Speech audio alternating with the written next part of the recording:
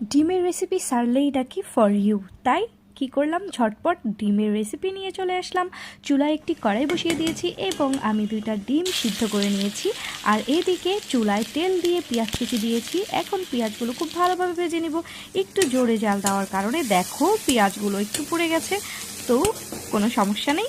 এখন এতে আমি দিয়ে দিচ্ছি পরিমাণ মতন পানি দিয়ে এবার এতে আমি মশলাগুলো দিয়ে নিব।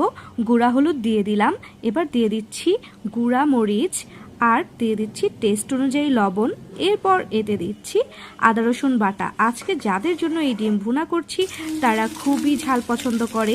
আর অন্যদিকে চুলায় আমি ওই ডিম 2টা ভেজে নিলাম। এবার এদিকে মশলাও কষিয়ে নেওয়া হয়ে গেছে।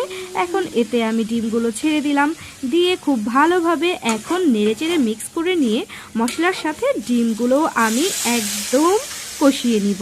আর এই যে কষিয়ে নেওয়া হয়ে গেছে, এখন পানি দিয়েছি, কত সুন্দর বলক চলে এসেছে। এবার এতে আমি দিয়ে দিব আরেকটি ডিম। এই ডিমটা আমি ভেজে নিয়েছিলাম, কারণ এইটা আরেকজনের পছন্দ, সে সিদ্ধ ডিম খাবে না, তাই তাকে ভেজে ডিমটা ভুনা করে দিলাম। সো এদিকে দেখো কত সুন্দর বলক চলে এসেছে।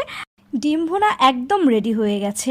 তো তোমরা আমার ভিডিওগুলো যদি ভালোবেসে থাকো তাহলে যে যেখান থেকে দেখছো ফলো অ্যান্ড সাবস্ক্রাইব করে পাশে থাকবে, লাইক কমেন্ট ও শেয়ার করে। সবাই ভালো থাকবে, সুস্থ থাকবে।